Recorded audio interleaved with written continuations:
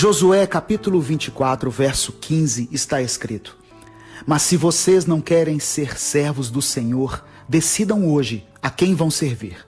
Resolvam se vão servir os deuses que os seus antepassados adoravam na terra da Mesopotâmia ou os deuses dos amorreus, na terra de quem vocês estão morando agora. Porém, eu e a minha família serviremos a Deus, o Senhor. Antes da mensagem, eu quero pedir que você se inscreva no nosso canal, deixe o seu like, o seu pedido de oração nos comentários e compartilhe essa palavra com seus contatos. No final dessa mensagem, eu vou fazer uma oração pela sua família. A família tem sido alvo de ataques, tanto de inimigos espirituais quanto dos problemas de convivência. Satanás sabe o poder que a família tem na construção de uma sociedade equilibrada. Por isso ele faz de tudo para que as bases familiares sejam destruídas. Mas Deus tem planos e sonhos para você e a sua descendência. O Senhor não criou a sua família para viver debaixo de uma influência maligna. Não se conforme se a sua casa parece mais um campo de batalha do que um lar. Você, como pai, como mãe ou como filho, pode erguer a sua voz profeticamente e declarar a bênção de Deus sobre o seu lar. Porque existem promessas liberadas na palavra de Deus para a família. Em Gênesis 12, Deus diz que em Cristo todas as famílias da terra seriam abençoadas. É tempo de interceder pela sua casa. Não importa como esteja a sua situação, busque a Deus e declare a palavra profética no seu lar. Tome posse da autoridade que o Senhor te deu e clame por sua família. Marido e esposa devem unir a sua voz em oração e apresentar cada filho a Deus, consagrando a família e pedindo que a vontade do Senhor se cumpra na vida deles. O inimigo tem colocado na nossa mente uma mentira, dizendo que a nossa oração não tem poder, mas é um engano do diabo. A palavra diz que a oração de um justo é poderosa. Não se cale, meu irmão. O Senhor vai agir no tempo certo. Eu e você somos frutos da oração de alguém que um dia se importou e intercedeu por nós. Às vezes, vai levar um tempo para que as promessas se cumpram, mas tenha fé, creia, elas vão se cumprir. Eu quero orar por você. Deus, sabemos que a família é um grande projeto do Senhor e que não foi homem quem a constituiu, mas foi pela sua vontade que as famílias da terra foram formadas. Eu quero profetizar sobre cada família representada, por todos que ouvirem essa mensagem, que cada um possa experimentar dias melhores em sua casa, que as brigas e as discussões possam dar lugar ao diálogo, que o tempo em excesso que temos passado em frente à televisão, no computador ou no celular, possam dar lugar a um tempo de leitura da sua palavra e a oração junto com os nossos familiares. Tira as escamas dos olhos de cada marido e cada esposa, para que possam enxergar pela fé a salvação de cada um de seus filhos e, através da intercessão, transformarem a atmosfera na sua casa. É o que eu te peço em nome de Jesus. Amém. Deus te abençoe. Eu sou o pastor Edivaldo Oliveira e esse foi mais um Minuto com Deus.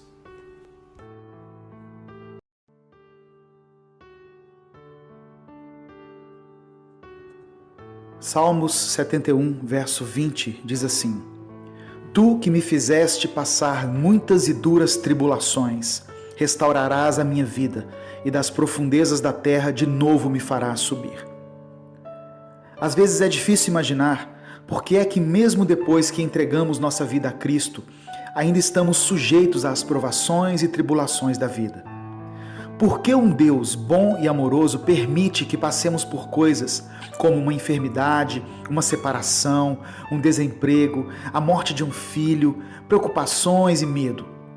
Na mente da maioria das pessoas fica a pergunta: será que Deus me ama mesmo? Por que as coisas são tão difíceis para mim? Se Deus tem poder sobre todas as coisas, por que então Ele não resolve os meus problemas? Não duvide do amor de Deus. A Bíblia nos ensina claramente que Deus ama os seus filhos. E em Romanos 8:28 diz que todas as coisas cooperam para o bem daqueles que amam a Deus. Podemos entender então que as provações e as adversidades que estamos enfrentando fazem parte do propósito de Deus para a nossa vida. E elas são para o nosso bem, por mais que a gente não entenda. Tem pessoas que, se não tivessem enfrentado um problema sério na família, como a morte, a enfermidade ou uma crise no casamento, não estariam hoje na presença de Deus. Tem situações que você está enfrentando que talvez só serão compreendidas na eternidade.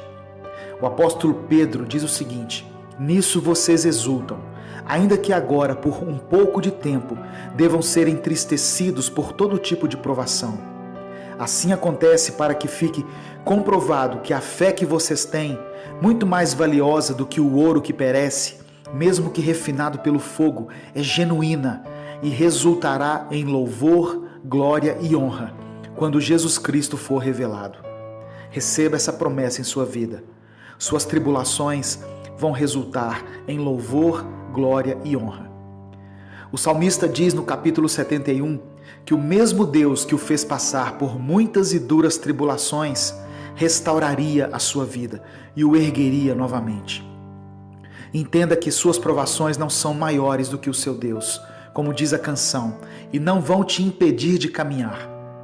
A verdadeira fé do cristão será confirmada e aperfeiçoada pelas provações que sofremos. Paulo disse que a tribulação nos traz mais perseverança e experiência e renova a nossa esperança. Talvez você esteja sofrendo e enfrentando problemas que são fruto de suas próprias escolhas erradas. Deus nos perdoa, mas de acordo com o que plantamos, vamos colher as consequências. Ainda assim, saiba que Deus não se esqueceu de você, mesmo se tivermos que sofrer as consequências naturais dos nossos pecados. Tiago disse que felizes são os que perseveram na provação, porque depois de aprovados, receberão a coroa da vida que Deus prometeu aos que o amam. Eu quero orar por você. Senhor, eu te agradeço porque sei que em todas as provações e tribulações que tiver que enfrentar nessa vida, nós teremos a vitória em Cristo. Mesmo que minha vida esteja sendo bombardeada por todos os lados, em todas as áreas, eu sei que o Senhor não se esqueceu de mim.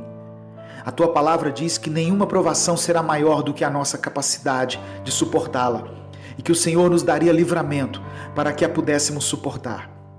Que a tua palavra se cumpra então na vida daqueles que estão ouvindo essa mensagem, daqueles que estão enfrentando dificuldades. Derrama do teu amor e da tua misericórdia sobre essa família, Pai. Eu te peço em nome de Jesus. Amém. Deus te abençoe. Eu sou Edivaldo Oliveira e esse foi mais um Minuto com Deus.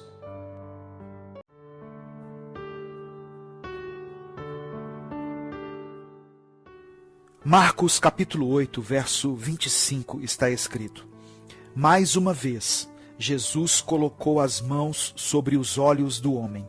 Então seus olhos foram abertos e sua vista lhe foi restaurada, e ele via tudo claramente. Os milagres que são descritos nos evangelhos não servem apenas para fortalecer a nossa fé e a nossa confiança em Deus. A partir do conhecimento das Escrituras, quando observamos a vida de Jesus e as coisas maravilhosas que ele operou na vida de tantas pessoas, o nosso coração se aquece e temos a convicção de que servimos a um Deus que pode todas as coisas. Mas ao observarmos cada milagre e seus respectivos detalhes, podemos aprender lições importantes para a nossa vida, de forma geral e principalmente para o nosso relacionamento com Deus. O texto lido diz que em Betsaida trouxeram um cego até Jesus e suplicaram para que ele o curasse. Jesus pegou saliva em suas mãos e curou o cego. Mas embora tivesse sido curado, ele ainda enxergava mal, pois via as pessoas como se fossem árvores. Somente no segundo momento, quando Jesus tocou-lhe novamente, foi que a sua visão foi totalmente curada, e ele pôde enxergar as coisas de forma clara. Aquele foi um milagre diferente, pois foi realizado em 2 etapas. Jesus está mostrando para nós que algumas pessoas serão abençoadas, porém, a restauração na vida de alguém não é algo que segue um padrão. Existem pessoas que foram tocadas por Jesus e foram curadas ou restauradas parcialmente, mas isso não significa que Deus não está agindo na vida delas. Paulo escreveu aos Filipenses que aquele que começou a boa obra em nós vai completá-la até o dia de Cristo Jesus. Não queira que Deus haja na vida das pessoas da mesma maneira como agiu na sua. Cada um receberá de Deus na medida do seu entendimento, na proporção da sua revelação, e serão tocados pelo Senhor de acordo com a sua necessidade. O importante é que Deus nos ama e respeita e considera a nossa individualidade, e que onde abundou o pecado, superabundou a graça. Aquele cego não precisava apenas de cura física.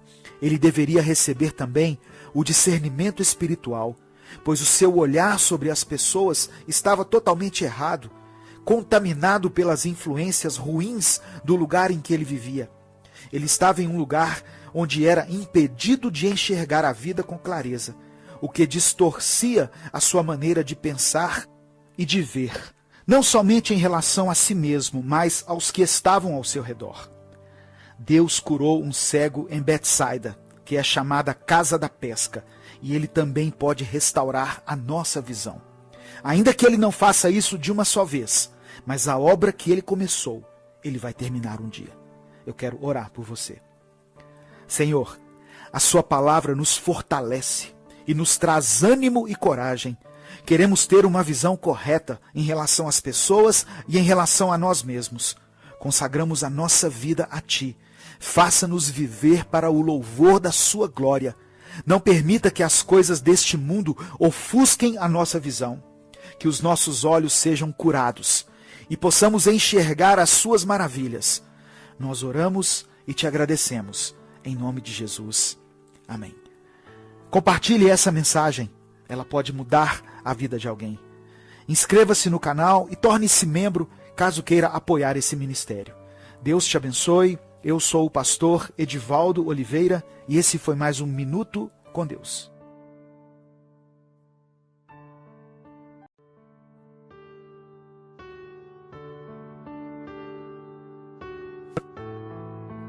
Primeira Crônicas, capítulo 4, verso 10, diz assim: Jabes orou ao Deus de Israel: abençoa-me e aumenta as minhas terras, que a tua mão esteja comigo, guardando-me de males e livrando-me de dores. E Deus atendeu ao seu pedido. Qualquer situação pode ser transformada pela oração. A Bíblia fala de um homem chamado Jabes, que teve a sua vida transformada. Ele consegue sair de uma circunstância de dor e sofrimento para uma situação de honra, através da sua oração. Sua mãe lhe chamou Jabes porque ele trouxe dores a ela quando nasceu. Não fala mais detalhes sobre isso, mas entendemos que a história de Jabes foi marcada pela dor, assim como a história de milhares de pessoas. O significado do seu nome é dor, aflição ou pesar. Jabes é aquele que causa dor, é aquele que está acostumado a sofrer e a causar sofrimento nas pessoas. Mas o que fez a diferença na vida dele, e que também pode fazer a diferença na sua vida, foi que ele invocou o Deus de Israel. Houve um momento em que ele conheceu o poder da oração, e quando se dispôs a orar, tudo começou a mudar em sua vida. Jabes entendeu a importância de buscar a Deus. O resultado dessa busca foi que Jabes se tornou o mais ilustre dos seus irmãos. A sua vida foi transformada de tal maneira que ele deu mais orgulho aos seus pais do que os outros filhos. A vida de Jabes nos revela que, mesmo que não tenhamos tido um bom começo, seja no nosso casamento, na nossa carreira profissional, no nosso ministério ou em qualquer outra área da nossa vida, não devemos desistir, porque Deus é poderoso para transformar nossa vida. Jabes pediu 4 coisas a Deus. Primeiro, ele orou para que o Senhor o abençoasse. Muitas pessoas pensam que são abençoadas pelo fato de serem bem-sucedidas. Nenhum sucesso profissional compensa o fracasso familiar. Não adianta ter muitos bens e perder sua família ou a sua paz. Jabes também pediu prosperidade. Prosperidade não significa apenas riqueza financeira. Ser próspero é não sentir falta de nada. É quando podemos dizer: o Senhor é o meu pastor e nada me faltará. Prosperar é estar satisfeito e feliz. É poder ter um sono tranquilo. Jabes orou para que a mão de Deus cuidasse dele por onde fosse. A mão de Deus é forte e poderosa. Vivemos um tempo de tanta violência, mas em Deus podemos ter a certeza de uma verdadeira segurança. E finalmente, Jabes pediu que o Senhor aliviasse o seu sofrimento. Ele tinha sofrido desde o seu nascimento e também feito outras pessoas sofrerem, mas queria dar um basta naquela situação. E a palavra diz que Deus atendeu o pedido de Jabes. Você também pode orar ao Senhor hoje e pedir que a sua vida seja transformada. Talvez você esteja sofrendo por tantas coisas, ou fazendo as pessoas que você ama sofrerem. Deus é poderoso para te abençoar. Confie nele, entregue sua vida a ele. Eu quero orar por você. Senhor, somos gratos pela tua palavra. Que a história de Jabes possa servir de inspiração para todos aqueles que estão sofrendo, por qualquer motivo, para que se sintam motivados a buscar o Senhor em oração.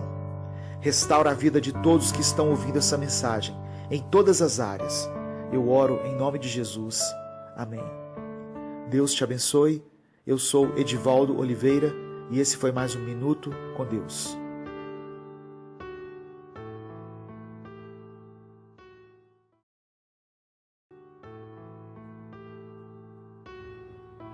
Salmos 37, verso 5 diz assim: Agrada-te do Senhor e Ele satisfará os desejos do teu coração. As pessoas passam a vida inteira em busca da felicidade, procurando satisfazer seus desejos e suas carências com aquilo que julgam ser o ideal para suas vidas. Quando não temos a convicção de que Deus é quem cuida de nós e a certeza de que a vontade dele é boa, perfeita e agradável, ficamos indignados, frustrados e vulneráveis aos ataques do diabo, que deseja nos roubar, matar e destruir. Muitas vezes, as adversidades que enfrentamos nessa vida não nos deixam perceber e enxergar algumas coisas que são essenciais. Uma vez que aceitamos estar nas mãos do Deus Todo-Poderoso, mesmo que as coisas não aconteçam como nós esperávamos que acontecessem, devemos nos alegrar e nos agradarmos daquele que nos proporcionou tal acontecimento. Ele sabe o que faz. Todo aquele que crê precisa entender que a sua vida não está jogada ao acaso ou à sorte do mundo. No universo cristão não existe boa sorte. A Bíblia nos relata que todas as coisas cooperam para o bem daqueles que amam a Deus, daqueles que são chamados segundo o seu propósito. Então, agradar-se do Senhor significa ter em nosso coração um sentimento de gratidão e felicidade por todos os acontecimentos e resultados que obtivermos durante a nossa travessia com Ele, mesmo que não sejam os que nós planejávamos ou desejávamos. Se você orou, colocou seus desejos, a sua ansiedade e as suas expectativas nas mãos de Deus, fique certo, meu irmão, minha irmã, de que você se agradará e muito daquilo que só Deus é capaz de fazer e te proporcionar. Primeiro, alegre-se daquilo que o Senhor tem dado e feito por você, sabendo que, por incrível que pareça, é o melhor para a sua vida.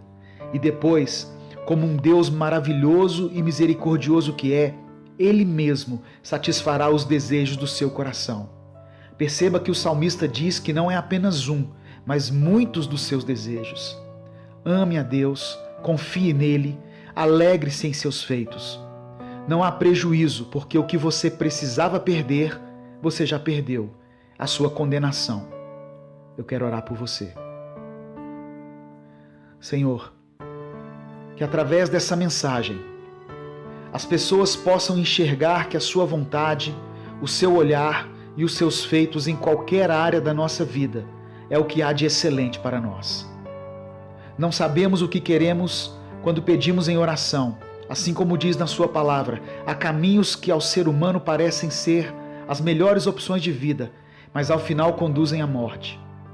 Então, Pai querido, ensina-nos a ficar satisfeitos com todos os seus feitos e agradecer por algumas orações em que tivemos de aceitar o seu não, pois certamente esse não que recebemos é o nosso livramento, bem como a nossa certeza de vida plena. Eu oro em nome de Jesus. Amém. Curta e compartilhe essa mensagem. Deixe seu pedido de oração nos comentários. Eu sou Edivaldo Oliveira e esse foi mais um Minuto com Deus.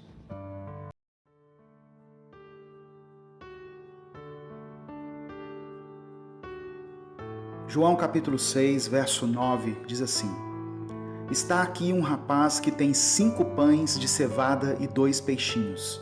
Mas que é isto para tantos? Mesmo que tenhamos pouco para oferecer, quando nos dispomos para Deus, Ele opera o milagre da multiplicação, e assim podemos ser bênção na vida de muitas pessoas. Jesus estava diante de uma multidão faminta. A princípio, os discípulos pensaram em uma solução natural. Eles disseram: não temos dinheiro suficiente para alimentar a multidão. Muitas vezes Deus vai colocar a nossa fé à prova. Me chama a atenção aquele rapaz, que mesmo sem ter o bastante, ofereceu tudo o que tinha. Ele nos ensina um princípio muito importante. Não tenha medo de ofertar aquilo que Deus te pede. A Bíblia diz que eram 5.000 homens, fora as mulheres e crianças, e Jesus fez um milagre e alimentou todos eles. Certamente haviam muitas pessoas ali que tinham algum alimento consigo, mas preferiram se esconder. A fé e a disposição daquele rapaz foram surpreendentes. Quantas pessoas que têm tanto para dar, seja em recursos financeiros ou em talentos e dons, mas estão paradas, sem fazer nada? E quantos que têm pouco, mas entregaram esse pouco que têm nas mãos de Deus? Outra coisa que nos chama a atenção é que quando Jesus pega aquele alimento, a palavra diz que ele agradeceu a Deus antes de o repartir entre os discípulos. Esse é mais um dos princípios da multiplicação. Seja grato ao Senhor por aquilo que Ele tem te dado. Talvez as coisas não estejam saindo como você havia planejado. A crise que se instalou no país fez com que muitas pessoas reaprendessem a viver com pouco, mas mesmo assim, agradeça a Deus. Se não tem te faltado o alimento à sua mesa, agradeça ao Senhor. Se você está empregado, mesmo que não seja o emprego dos seus sonhos, louve a Deus pelo seu trabalho. A palavra diz que se formos fiéis no pouco, Deus nos colocará sobre o muito. E a terceira coisa que vale ressaltar nessa passagem é que o alimento que sobrou foi todo recolhido para que, segundo as palavras de Jesus, nada se perdesse. É incrível como nos tornamos uma geração que descarta as coisas tão facilmente.